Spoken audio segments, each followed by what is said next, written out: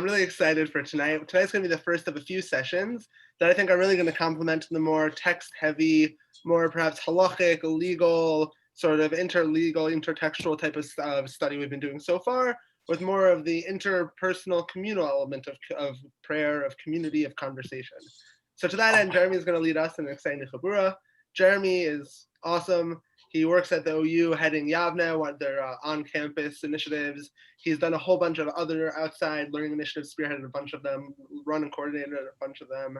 He can speak about that if it's relevant. But he's also spent extended time with Rav Dov, learning both Rav Dov's Torah and really how to facilitate and how to really properly run a chabura, like what we've been aspiring to sort of have a taste of at the end of each one of every one of our chaburot, every one of our sessions.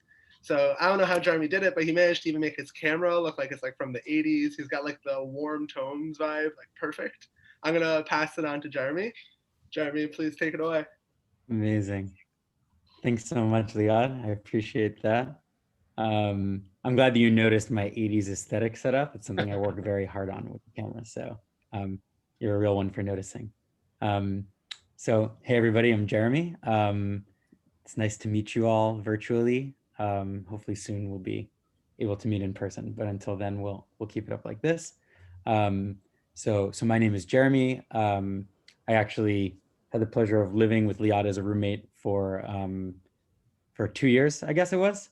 And if he's as good as a rabbi as he was as a roommate, then I'm sure you all are in amazing hands. So I'm very excited to be here, getting to share a little bit of Torah, kind of in the style of really one of my living rebbeim, Rav Dov.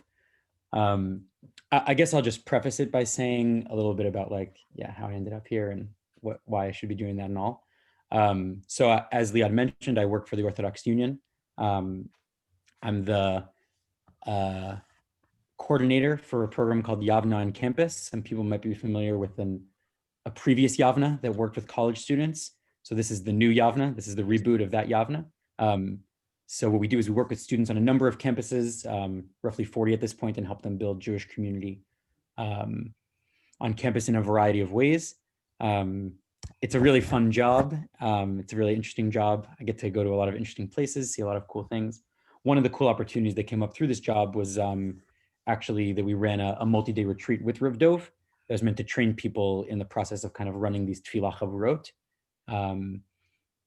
how to facilitate them on campus, how to facilitate them in general, how to work with people kind of in the Tefillah world. So that's what I'm hoping we can do a little bit tonight. I would begin maybe with saying two things, which is just in general, the whole kind of shita of a chabura doesn't really originate with Rav Dov. Rav Dov was a member of a chabura that was kind of unintentionally founded by Rav Adin Steinsaltz, which kind of started as like a group of friends who just like loved Torah and loved each other, and it kind of developed out into this beautiful thing. And so some of the Rav Dov, who really sees himself as a student of Rav Steinsaltz, was kind of charged with bringing this chabura model to the world. And so that's kind of the background to a lot of this. I would say also the other thing is that it is a little bit of a different experience in some ways than kind of what we think of as traditional Jewish text learning. So I ask you to bear with me, and if you hate it, just tell me at the end. Don't tell me in the middle, because it'll throw me off. Just wait till the end, and that will be the easiest. I can see one person maybe who's like, I'm not sure if I can wait. But now that I gave you the warning, that's on you. So we'll see where it goes. It looks like just about the real way to begin a chavura as kind of run in Rav Dov's kind of ideas, you have to begin with a nigun. So I see everybody's muted themselves pretty much, except for one person. It is easiest to do singing on Zoom when you're mute yourself, but I don't judge and I don't care. But I will sing a nigun, and you'll have to sing along at home, so it's not me just awkwardly singing on your end. But we're entering into something new, so I thought maybe we could do a nigun about a home, a place we want to enter into. Hey Phyllis, we're about to sing a song. Cool. So I'll start it, and you can sing along in your homes, or maybe not. I won't know. Va'aviotim el har kodshi ושימחתים בבית תפילתי, והביאותים אל הר קודשי. ושימחתים בבית תפילתי, עולותיהם וזבחיהם לרצון על מזבחי, כי ביתי בית תפילה יקרא בכל העמים. דין עלי לי נינם, עלי ני ני ני ני ני ני ני ני ני. דין עלי לי נינם, עלי לי ני ני ני ני ני.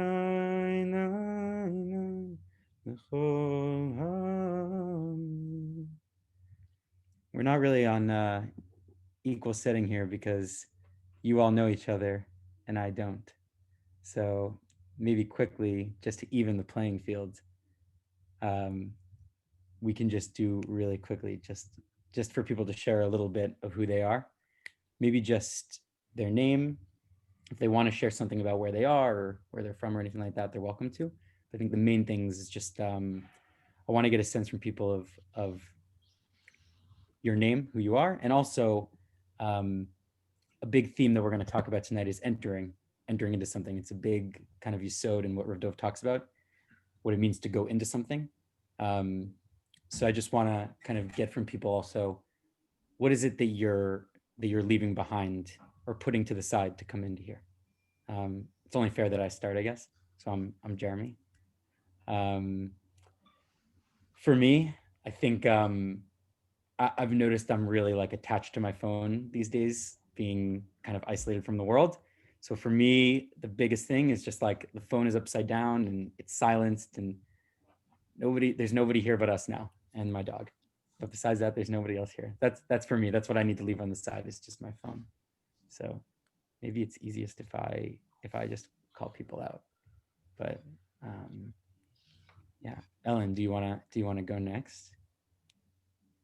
Unmute. There we go. Okay. Yes. Hi, I'm Ellen Silverstein. We're new to Stanton Street. We were in Massachusetts for 40 years. And one of the things I love about now living in New York, although at the moment I'm back in the Berkshires, we have a vacation home here. But what I like about being in New York is the proximity to Orthodox shuls, traditional davening. It's not my background. You can tell I'm not wearing a shaitel, but prayer really speaks to me. It gets me in my kishkes. I could sit and cry tears of joy when I hear beautiful davening. And I realized I needed more of a davening experience. So over the years, we went to Chabad. We went from conservative to Chabad.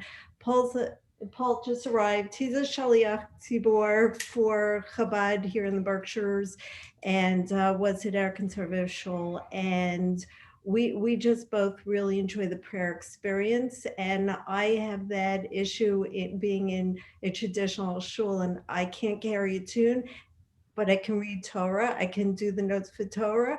So it's like I want to daven. I would love to lead, but I can't. Paul does it, but I daven with the women's group and I lane because I could do the musical notes for laning. I'm not tone deaf. So for me, this class is a lot of fun because I really love prayer. And so does Paul, and his Hebrew is better than mine, so he really understands it. This is my husband, Paul. We're the first ones called on. So we're just introducing ourselves. I'll shut up and let you get to the next person. Welcome. Thank you. Welcome to you also. Wow. So can I jump the line? Please, Jewish Art Salon.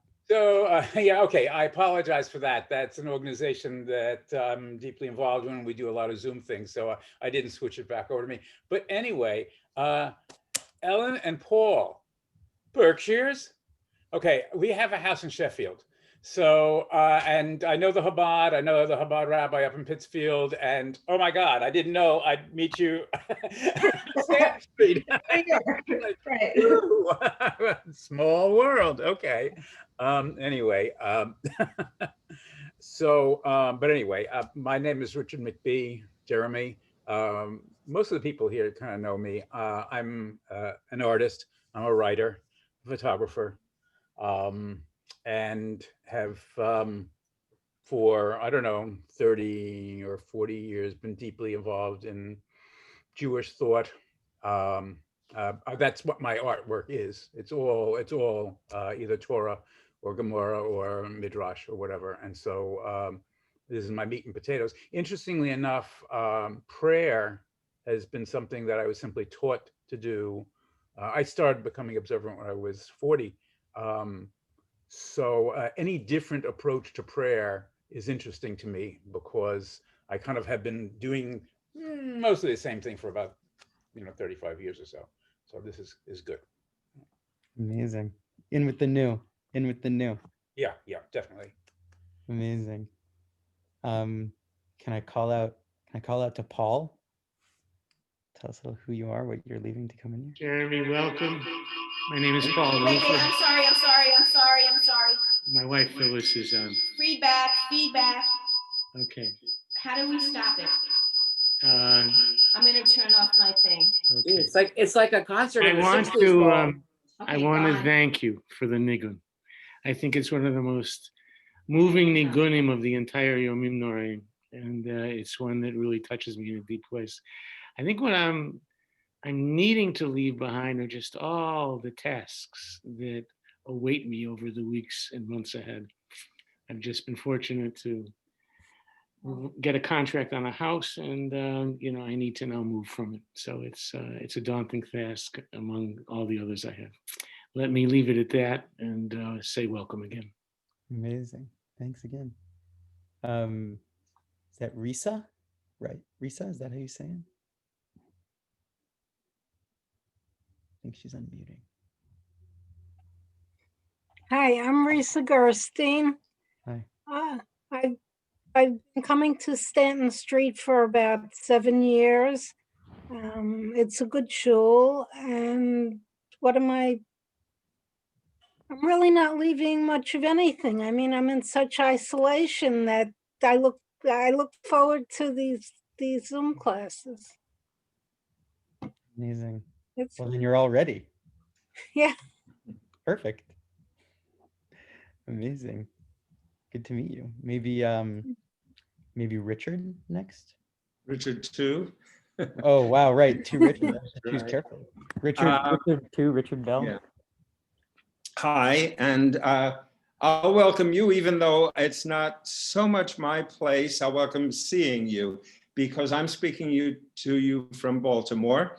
When I'm at my home in New York, which I haven't been in over a year because of the virus, but I also live here and I also live in Hallowell, Maine. So when I'm in New York, then I'm either at, 4 or 5 shuls, but among them, Stanton Street and 6th Street Community Center. But every day, every morning, I'm in New York with one person who isn't here with us, and then Jeff Katz and Richard McBee. We have been learning together every morning for many, many years. And we continue this on Zoom. So that's pretty terrific and certainly a highlight of my day always. It hadn't occurred to me what I was leaving behind. I think I focused on your saying leaving behind in order to be here, meaning I think here at this moment in this class. And for me to have signed on, because I don't always sign on to this particular session at this time on Wednesday evenings, is my not reluctance, not distance, but my strange relationship with prayer. Many people depends who they are, either consider me an apikoros gomor or, frum sheba frum, and, whichever way, I can't satisfy anybody. But learning, one of my, perhaps my main Rebbe got very upset when I said my prayer is learning. And I know why he was upset. First of all, he was a bit of a chassid. He was a chassid.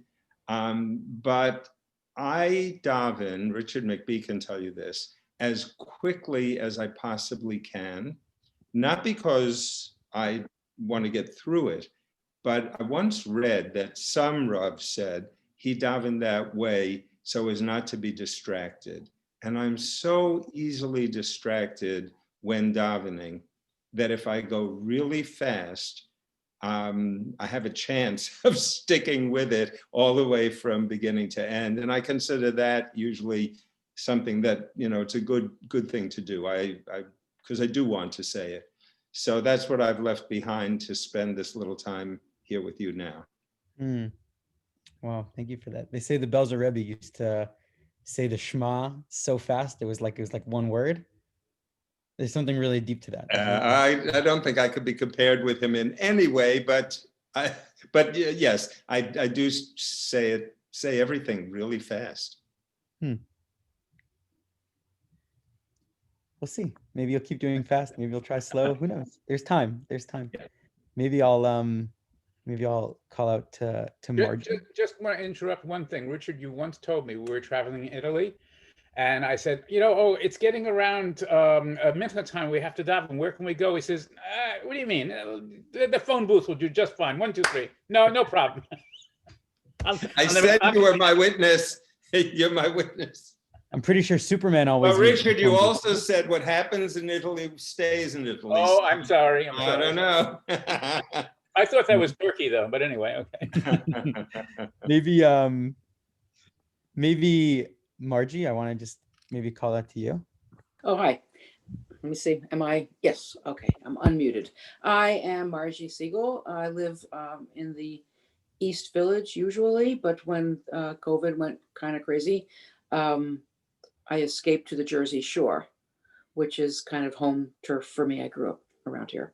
So here I am. I live alone, so I'm very isolated. And what I try to leave behind, I don't know if you mean leave behind to be here or just leave behind in sort of a spiritual sense. So what I'm leaving behind is loneliness. I'm isolated, but I just will not allow myself to be lonely. So I find things to help with that. Amen. Maybe Joel? Hi. Actually, Margie, I can relate to that. I live by myself, and leaving behind loneliness, and then work. I work at a hospital, and whether Zoom or phone or sometimes patients in person, they all day, they're really scared about everything going on, and so trying to leave that behind for a few hours is great. I've always loved davening. I've been lucky.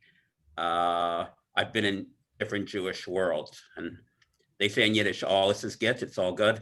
Like Black Hat Orthodox, Modern Orthodox, Reconstructionist, Jewish Renewal, and I still have ties to some of those movements.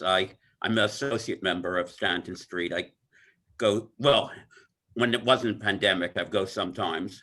And I'm a member of the Gay Synagogue, which is basically, unaffiliated, but basically Reconstructionist. So very different worlds. And people there sometimes say, why do you go to an Orthodox shul? And then on the other side, why do you go to a Reconstructionist or a left-wing synagogue? And to me, anyways, it's all good. And I love davening. I'll just say, I grew up in an area that was very Jewish, but non-Orthodox. And people didn't wear yarmulkes on the street then, very few, I did. And the other kids on the street would refer to me to that guy who keeps running to synagogue and who says a blessing after he goes to the bathroom, but I always like brachas, brachot. Yeah. Beautiful. Amazing. There's plenty of brachas where we're going. Oh. Maybe I'll throw it over to Cressel. Hi. The thing about speeding through davening, I just want to say the Stoliner Rebbe does that also, and holds that. So what I've kind of left behind is Stoliner Hasidus. I'm married to a Stoliner Hasid, 25 years.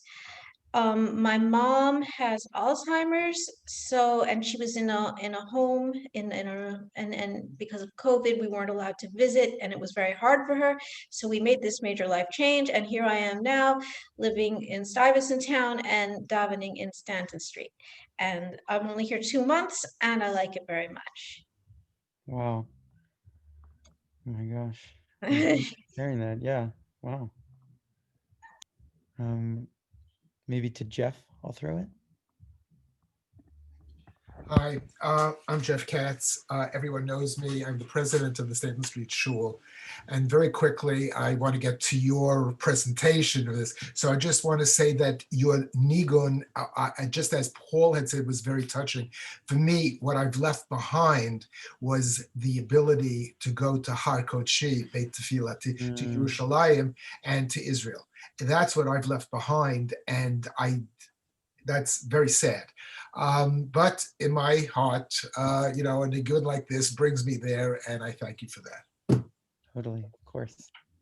And then if Phyllis, if you're around and able, I know that there was a mute issue before, but I think she is. Okay, with the headphones in my work. But we just have to unmute so we can hear you.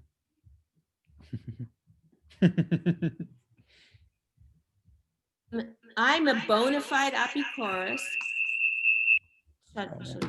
Oh, now it's working.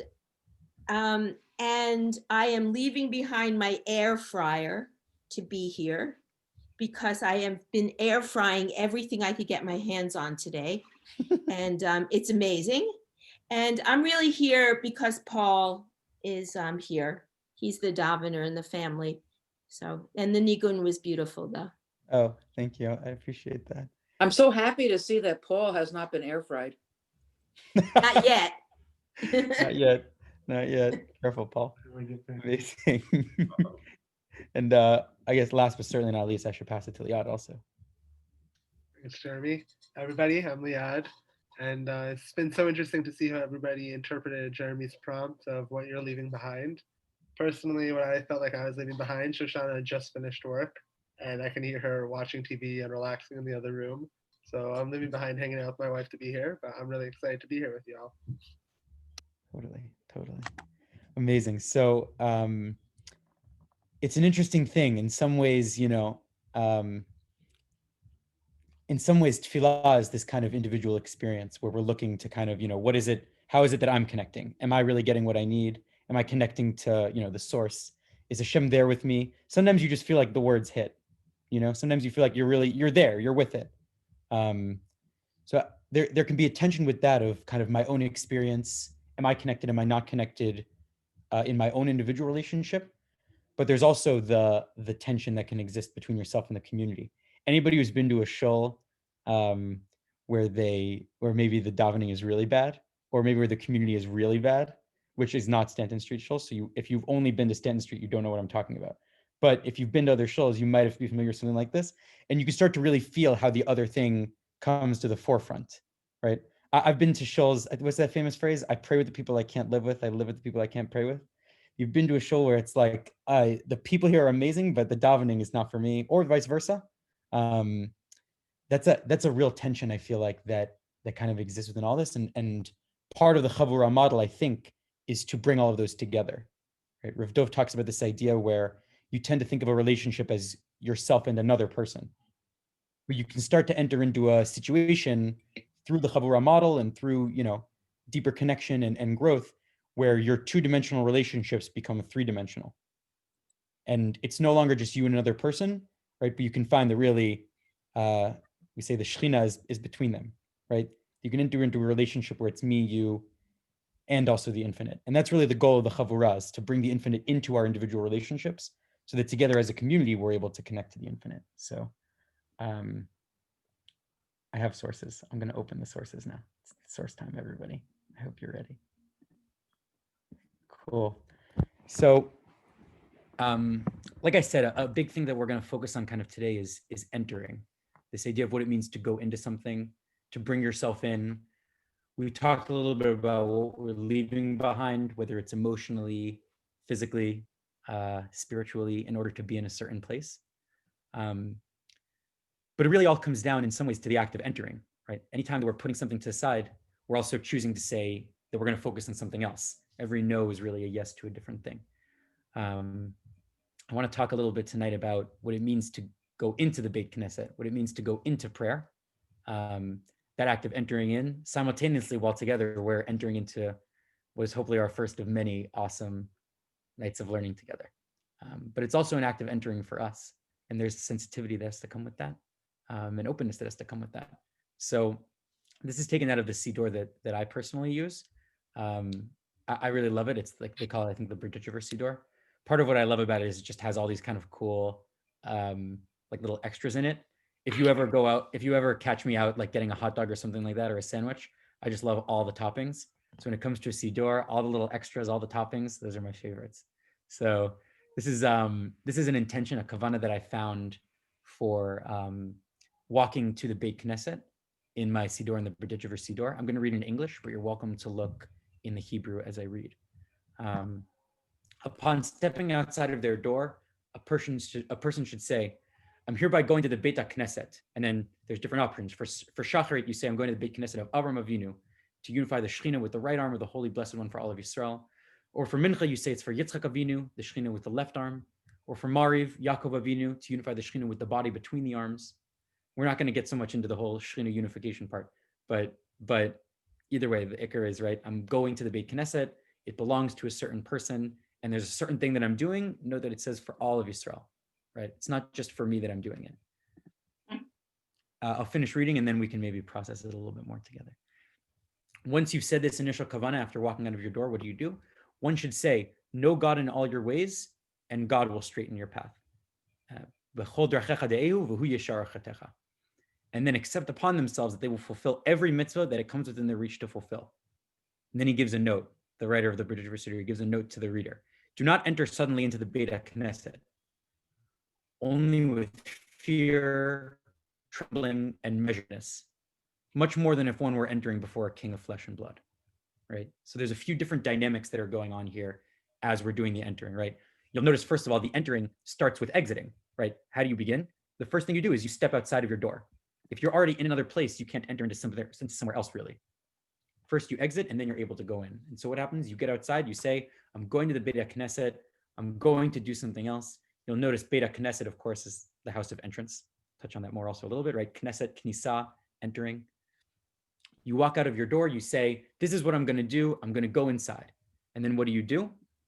You get to the Beit Knesset. You say some more stuff. I skipped over that. But right, then you get to the Beit Knesset. Now it skips to the end. You're standing outside of the Beit Knesset, and what do? You have to enter in. But there's a certain stature that you need when you're entering in, right? So this is what he says, right? You say you go in with fear, trembling, and measuredness. You can think of what it would be like to go before a king, right? A lot of people will say, think about it in America, you're going in to see the president or some sort of important figure. You'd be really kind of nervous, you'd be measured, you'd be thoughtful, you'd walk in kind of intentionally. This is how much more so should you be doing that when you go into the Beit Knesset. So essentially, this is one model of what you do. This is one kavanah. You could walk away with this kavanah, and that could kind of be your way of going out every morning. I do recommend trying it. It's an interesting experience. As a whole teaching about it. But this is one way to enter into something, is to do it with intention. And that intention means slowness here, right? It means measuredness. It means forethought. So that's one way to think about it. I brought this other piece kind of to put on the other side of it a little bit from the Ben Ish Chai in his commentary on the Gemara, Masechet Pesachim in Ben Yehoyada. So he says, and again, I'm going to read in English, right? So the Dibor Matchil, what it says in the Gemara is Leodam Yikanes Adam Bekitov. A person should always enter with, quote, it is good. When does it say it is good in the Torah? When there's light, right? God sees the light is actually good. So what it's really saying is a person should always go into something when it's still light outside. So what does the Ben Ish Chai say? They challenged this. There was a challenge on this idea. Since the custom of the world is that a person leaves their house and then enters somewhere else, right? Where do you wake up in the morning first thing? You wake up in your house. If you're going anywhere, I know now, like, where are we entering? Some of us are not entering the places that we usually get to enter. But generally, when you're able to leave your house and you're going somewhere, first you leave your house and then you go somewhere else, right? So it seems they should have discussed exiting before entering. Picks up on what we said before also in this initial kavanah. So what does the Ben Ish Chai say? It seems to me, with God's help, that they put entering first to teach that one must be quicker when entering than they must be when leaving. Since leaving tends to be at the end of the night, when the rule of spirits and bandits has ended. It's getting closer to today, which is ruled over by goodness and is a desirous time. So there's two different times. There's the time when you're leaving somewhere, and there's the time when you're entering somewhere. It says the time of entering, really, when I'm leaving my house and I'm going somewhere. Let's say I'm going to work, right? When am I doing that? I'm waking up in the morning early and doing that. And when am I really thinking about leaving? Coming home, but really I'm leaving my place of work, right? So the time of entering is really closer to the morning, because the first act of entering you do is after you've left your house. And so that's more aligned with the morning. And that's what he says. That's what he's coming to teach, right? Exactly, right? Entering, however, is usually, leaving tends to be at the end of the night. Or I'm sorry, yeah, right. Leaving is at the end of the night, meaning it's towards the morning and it's getting closer to the day. So when you're doing this leaving of your house, really saying, yeah, it's saying it's close to the day. Entering, however, is usually in the evening. So it's all centered on the bayit, right? It's all centered on the house. Entering is in the evening, and if one tarries when entering at the beginning of the night, it causes difficulties. What are these difficulties? Since it is the beginning of the rule of the spirits and bandits, and it is a time when it's ruled over by judgment, and it's liable to cause more bad. So you think about it in the morning, you get up, you have your cereal or whatever it is that you have. I prefer cereal, sugary cereal. I should stop, but I prefer cereal. I eat my breakfast, I get to the door, and I exit. And I'm approaching day. I'm approaching the beginning of my day, right? I sit in my office at the OU for 8 hours. It's a small cubicle. It's very modest. I sit in my cubicle for 8 hours. I get up and then I get ready to go home. And that's kind of that's my like entering of the day. It's all centered back on the home. But when I'm getting home, especially now, it's getting to be dark, right? It's a time where you can't see as clearly. Things aren't as determined. Perhaps you believe in spirits and bandits. It's getting closer to the time of judgment. For this reason, they begin with entering. They wanted to teach you this. And so he gives a second teaching with it also, though. Further, it seems to me with God's help that he's not speaking here about the first exit a person makes from their house. For this, one need not be so concerned. This is really a critical point here. So originally we said, well, maybe what we're talking about is in the morning, you do your first kind of act of leaving. You leave from your house and you go towards somewhere else. At the end of the day is when you do your re-entering. So then what does he say? Well, he says that actually it doesn't make so much sense to me. Why? Generally, I'm over here, right? For this, when a person leaves their house, one not need be so concerned, since generally a person leaves accompanied by those who are close to them and love them. And because they have many people with them, they are naturally covered on all sides. And so it starts with entering, which follows the first exit a person makes from their house. And afterwards discuss exiting after entering somewhere on a new path, such as when passing between hotels. So it says maybe that's not really what it is. Maybe it's a different thing. But essentially, as far as the Ben Ish Chai is concerned, I think we do have a similar dynamic here where the Ben Ish Chai is thinking about what does it mean to leave somewhere? What does it mean to go in somewhere, right? He says, when you're leaving, you're going out towards the light. When you're entering, when you're returning, you're coming from a place of darkness now, right? It's the day that's changed, even though you're entering and exiting are still centered around the same thing, really on your home.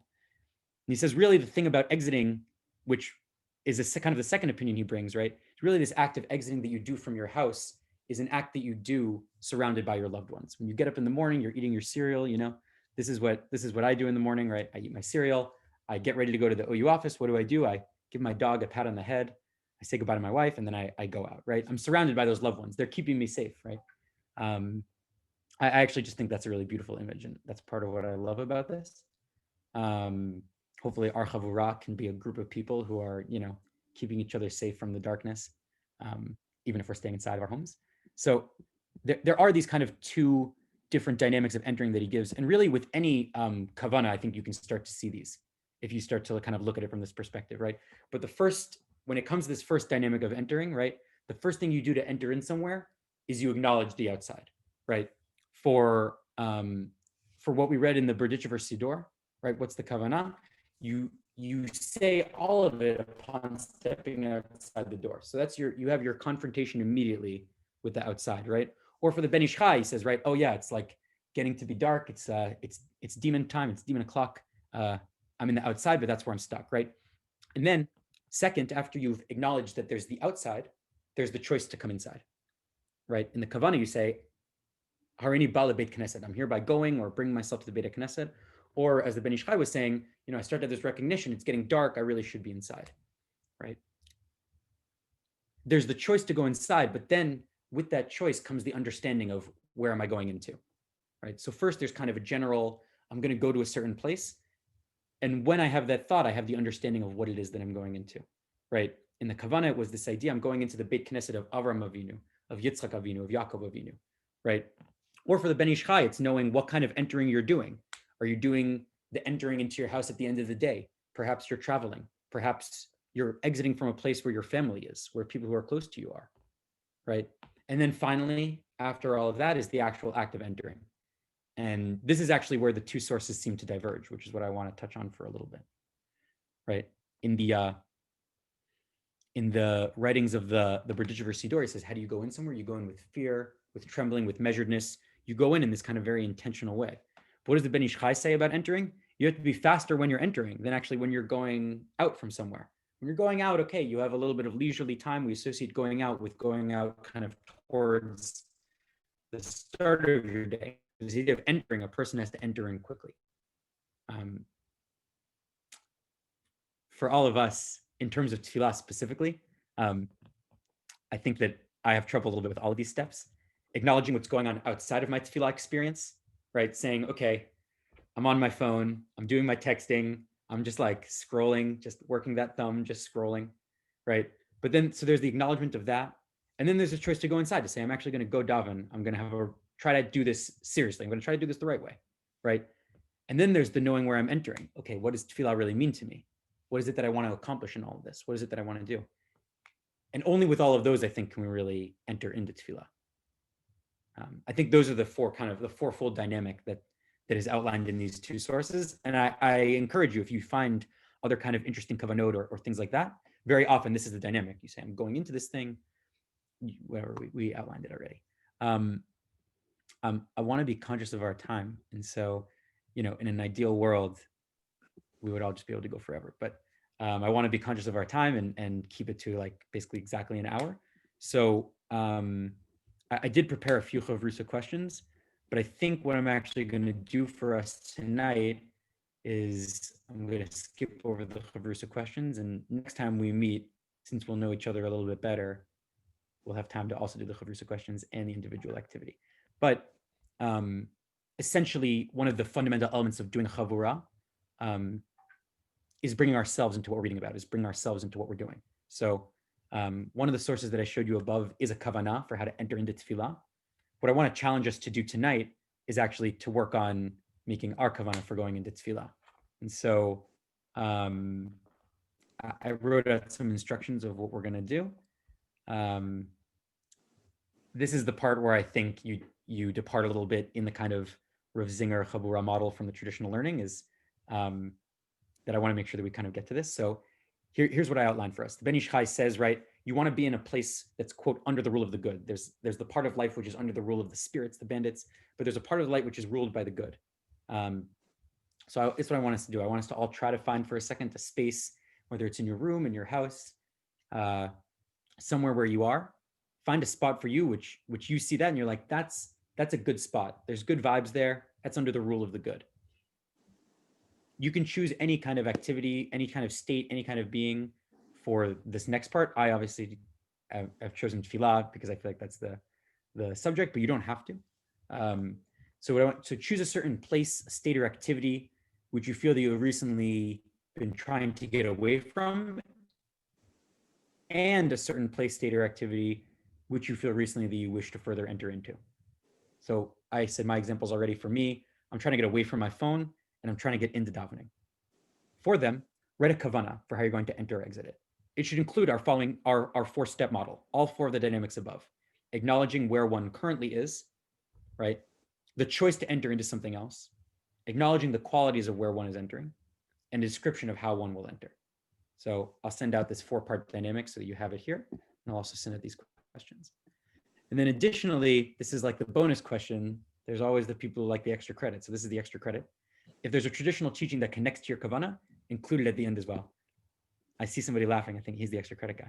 So I'll give you an example. I wrote out a sample kavana for myself, right? May it be your will, my God, and God of my ancestors, that I choose now to stop scrolling through social media on my phone and go put on my talit, examining it undistracted before I put it on and letting it rest on me for a moment before doing anything else. As it says, O te'or kesalma, no t'shemaim ki'iriya, you're dressed in splendor and majesty, wearing light as a garment. So for me, having a talit is like I connect a lot to this idea of the talit and having something that I can wear and really envelop me. Like I said, I love the extras. So getting a talit, especially after I was married, I was like, oh man, this is like the ultimate extra for me. Right? But I'm acknowledging where I am. I find myself every morning on my phone before I'm davening. It's not where I want to be, right? Where I want to go is I want to put on my talit. What is it like there? It's a moment of rest. It's a moment of stopping. And then that's how I'm going to enter it, right? That I'm going to let it rest on me for a moment. And then at the end, I put my teaching, Ote or Kasalma, Not Shemem Kiria. This is a pasuk that is generally connected in at least some sources that I've seen. I'm not a rabbi, don't call me out on it, but it's connected in some sources that I've seen with wearing a talit, this idea of putting on this light as a garment. So, at the end of this, I think we'll have time where if people are willing, that maybe they'll be able to actually share a little bit of what they wrote. Hopefully it'll help us also get to know each other a little bit better. Like I said, that part of what we're trying to do in the Chavurah is really connect to each other and bring the infinite into that connection with each other. So people can mute themselves, they can turn their cameras off or anything like that. But I'm going to ask that at 7:52, we're back together.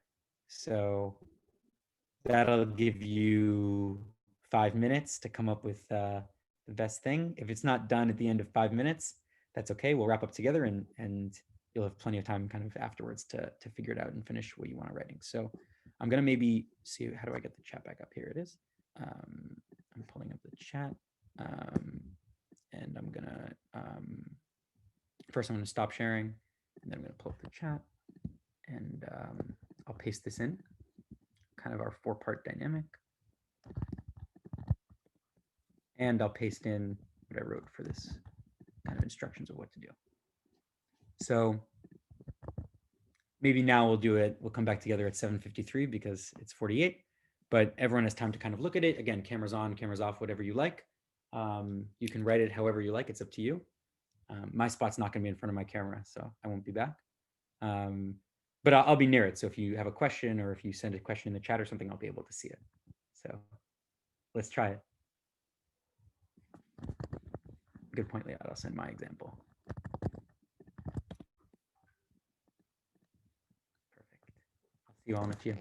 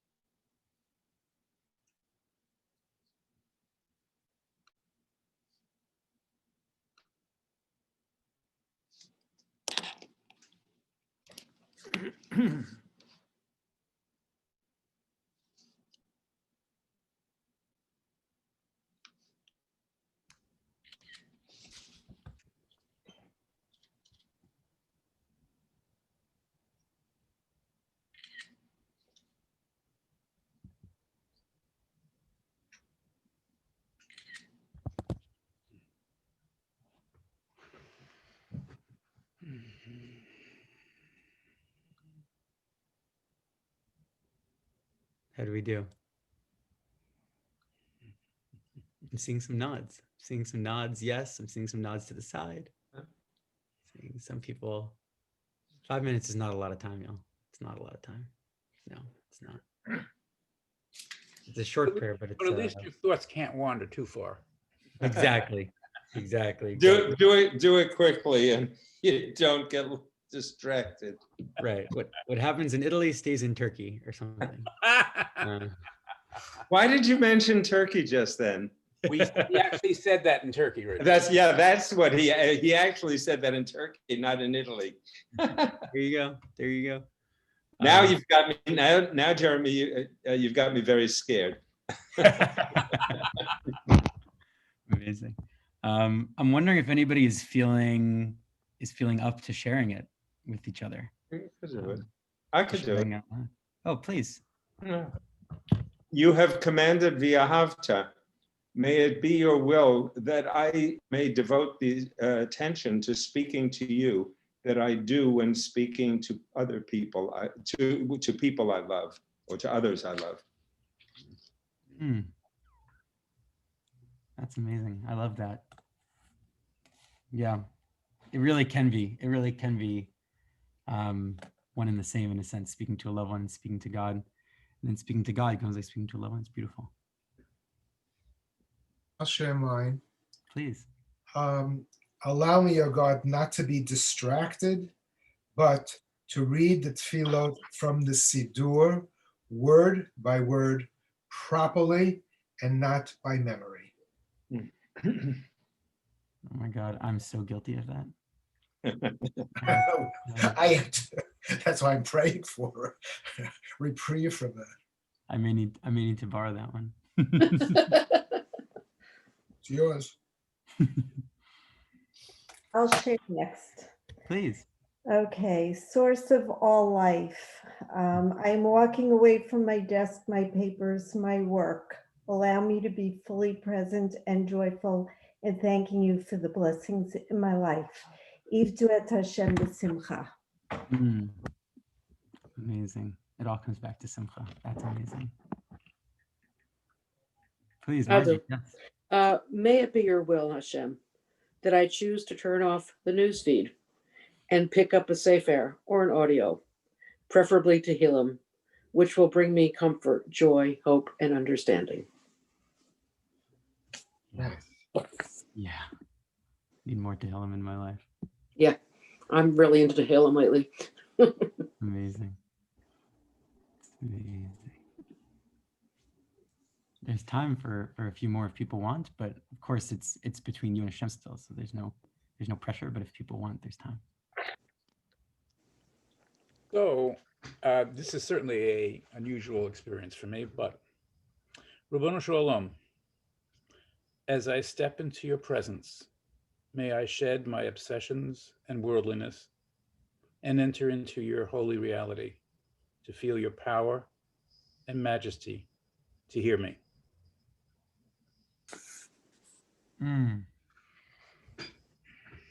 Nice. Yeah. Wow. Could you read it one more time? Sure. Ribono Shel Olam, as I step into your presence, may I shed my obsessions and worldliness and enter into your holy reality to feel your power and majesty, to hear me. Beautiful. You all are writing like straight up poetry. It's amazing. It's amazing. It's very, very, very hard to do, not the writing of it, but the act of it. It's like, you know, many of us daven 3 times a day. we're saying the exact same thing with minor changes and hopefully adding some kind of personal petition, which frankly, for me, the personal petition has become a formula because the same needs I have for my family and friends are the same day in and day out, right? And so to break that routine and to also to step out of your daily life, your gashmias, as it were. I mean, I'm not a Hasid, but it's like, you know, to get out of that and to somehow step into divine presence, because I think we all believe that when we pray, we are, God willing, stepping into God's presence, right? To communicate, to get your brain into that, very, very difficult. And to me, anyway. No, please, yeah. One of the things that struck me about this presentation this evening is the whole idea of going out, leaving behind, and going in and entering and leaving. And I have a hard time seeing them as separate things. Because when you're going in, you're leaving something behind. When you're leaving something behind, you're going to something new. And it just made me think, you know, of a kind of a continuum rather than a black and white, this or that. Kind of like the word shalom. It's hello and it's goodbye. Nice. Wow. I love that. That is the perfect note to say shalom on for the night, I guess. Right? I can buy that's also hello. No, but yeah, it's interesting because, you know, when something's in the Siddur, it becomes tefillah. It embodies that aspect of being a tefillah in all of its wholeness. But in reality, the kavanah for the big Knesset that I showed you is it's a kavanah for walking.